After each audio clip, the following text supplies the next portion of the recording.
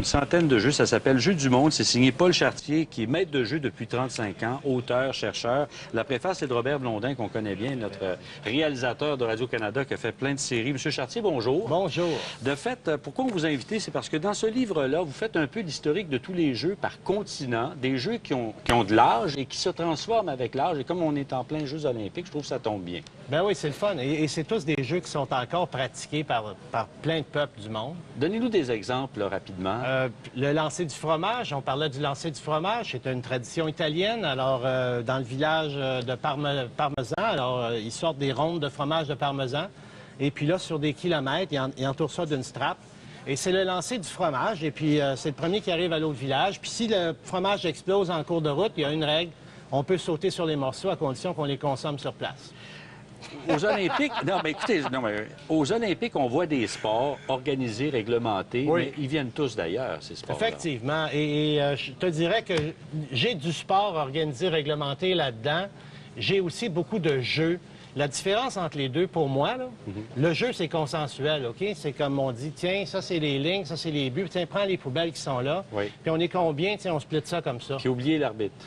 Et on peut changer, évoluer le jeu en fonction des joueurs, alors que pour moi, le sport, c'est plus une dictature qui t'est imposée.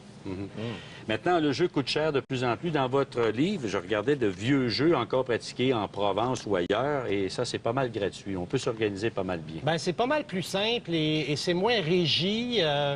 On a encore le pouvoir de les transformer. Par exemple, il y a le jeu de Kabaddi qui a commencé il y a 5000 ans aux Indes. C'est un espèce de jeu de tag, lutte. Eh bien, on le joue maintenant au Québec. On appelle ça la guerre des sons. Et on l'a réinventé pour que tout le monde gagne. Donc, c'est encore vivant et chaque peuple, chaque joueur se réapproprie le jeu. Qu'est-ce qu'on faisait quand on était plus jeune, ce petit jeu au Québec, là, avec un le bâton? bâton volant. Ouais. Tu as comme un manche à balai. Et puis, tu as un petit bâton d'à peu près 8 pouces, tu le mets au sol, tu le cannes, puis là, il faut que tu le swings, puis les gens doivent l'attraper. Bien, on pensait que c'était un jeu québécois. On pensait que les Amérindiens pensent que c'est un jeu amérindien. Puis boum, là, son origine, c'est il y a 3500 ans en Asie. Ouais. C'est un jeu national de l'Italie. Ouais. Ben, écoutez, il y a l'homme de Cro-Magnon, il y avait le jeu du Gourdin aussi, tout ça. Vous arrivez d'une nuit blanche, vous avez, à Valmorin, animé cette nuit les jeux de la pleine lune. Bien, je suis en rapport Est-ce que avec... c'est comptable, ça? On peut raconter ça, oui? on peut compter ça. C'est à la Cité des Jeux du Monde qui est au centre plein air Far Hills.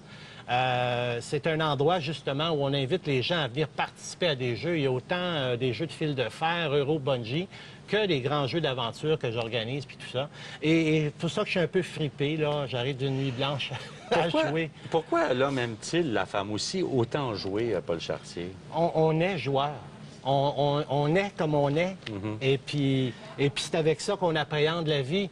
Et je vous dirais que le grand malheur des gens, c'est d'oublier ça parce que la perte de la créativité, c'est oublier combien on était créatif dans notre enfance. Est-ce que je me trompe en disant, quand on lit votre livre aussi, on se rend compte que c'est une manière de socialiser intelligemment? Regardez, les gens jouent à la pétanque et se racontent leur vie, finalement, entre deux coups. Moi, là, je vais faire une animation auprès de groupes de directeurs des services sociaux gouvernementaux.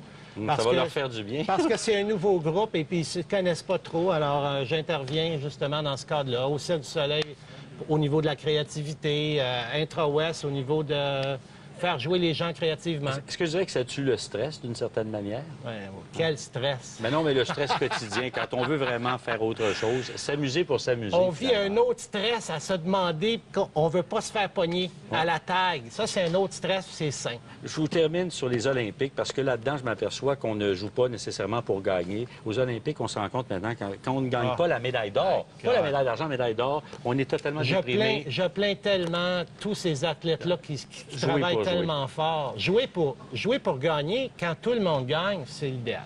Alors, ça s'appelle Jeux du monde. C'est vraiment intéressant. C'est une réflexion, je dirais, sociologique aussi, avec un maître de jeu et chercheur. Paul Chartier, merci beaucoup. Je trouve ça super intéressant. Plaisir. Merci beaucoup. Allez, on fait une bientôt. pause. À tout de suite. Et on se quitte sur des images du 10 000 mètres.